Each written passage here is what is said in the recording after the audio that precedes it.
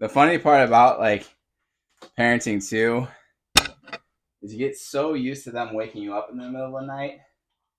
When they stop waking you up, like when they're like older, like they're 2, 3, or that period where they stop putting you to your bed as much.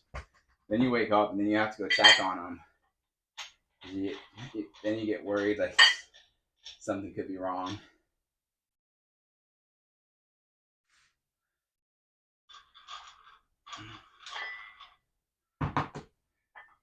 People say it all the time, but you just don't realize what it means at first when they say like you'll never stop like worrying.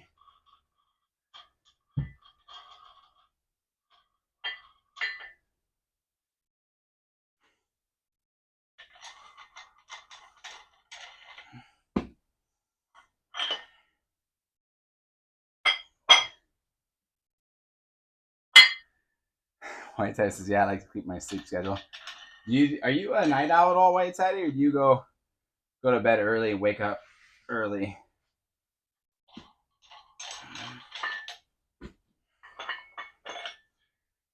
I am a night owl. Left alone, when I didn't have kids, it is really rare for me to go to sleep before like 12 o'clock. And then add in video games, and like I'd regularly be up till like 2 o'clock. When I started playing Destiny, it got really bad. When you play like game like Black Ops, you like it's easier to stop playing Black Ops because you start to suck. Like your KD starts going up, and you're like down rather, and getting frustrated with that. So it's easier to like walk away. But with a game like Destiny, where you can just go do dumb little side missions and mine for stuff or collect stuff, it's so much easier to stay on forever. White Tie says, I love staying up late, but unfortunately having a 9 to 5 keeps me on more of a normal schedule. Yeah. What about on the weekends?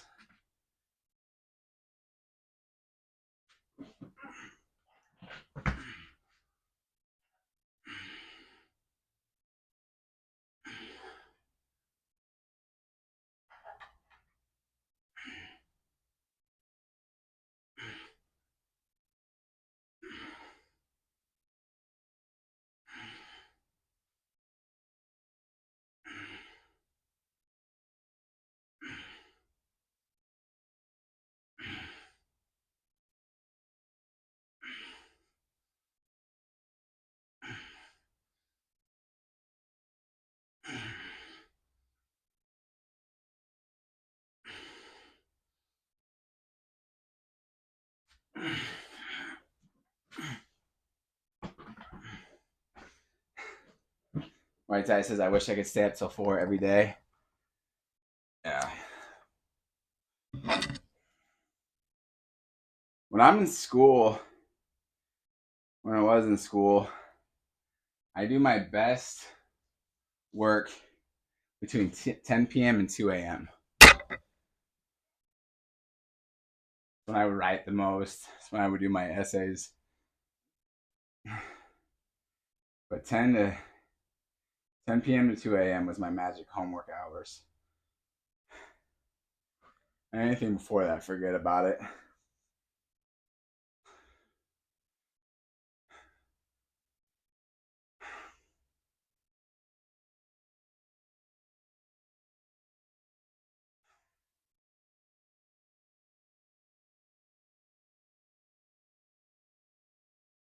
I was a good student though.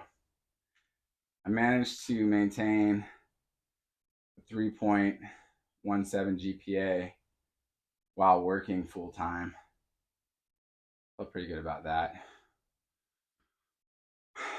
Would have been better, except I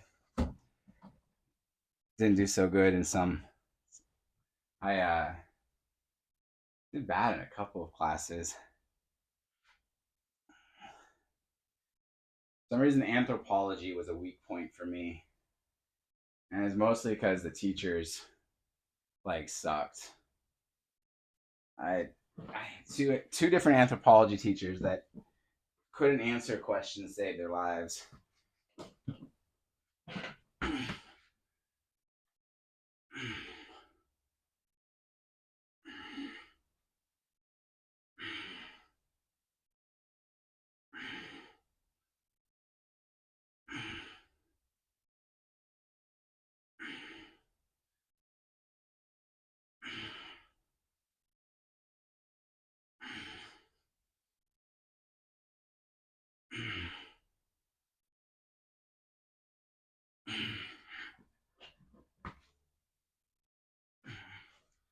One of them was just like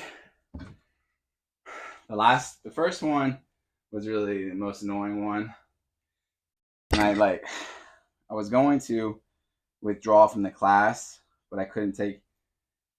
I didn't want the W, and then somebody was like, "Hey, just don't go, and then retake it the next semester, and it'll wipe out a bad grade." So I did that. So I took the next semester, and that teacher she had this kind of like soft voice that drives me nuts, kind of like how Snow White talks in the original Snow White and Seven Dwarfs. I hate that kind of voice, and she was a very like just hard person for me to learn from. And then her homework assignments were stupid, so I didn't do them.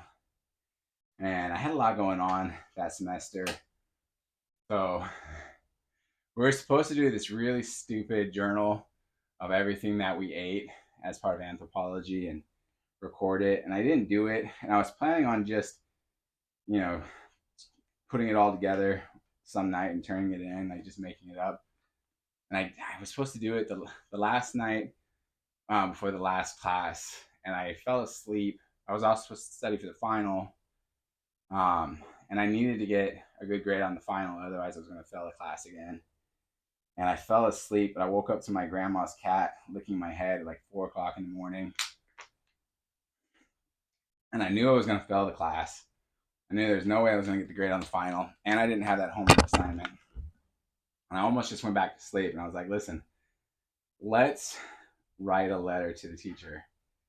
And we're going to write the biggest sob story for why you should, why you need a break and could use just a C in this class. And turn it in, go take the final, give it your best shot, and just see what happens. So I did that. I wrote this letter talking about all these different things that had happened that year and why it was just a rough time in my life. And I got hit by a car that year while working. So it was legitimately a rough year, and a bunch of different stuff had happened that wasn't fantastic. And I turned in the letter, and thankfully she gave me a C. Because I should have flunked it outright. I should have had an F. I know I didn't do good on the final. And not turning in that project, there's no way I should have. But that's the nice part about a JC is the teachers can give you a break.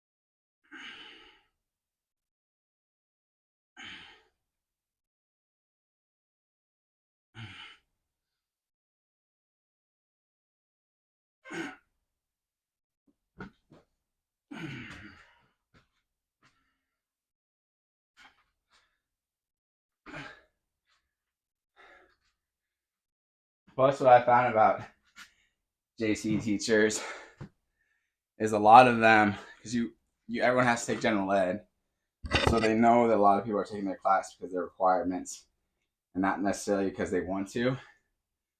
So if you pay attention, you ask questions, and you make them think that they're making a difference in your life, it sounds awful to say, but then they will grade you a lot easier.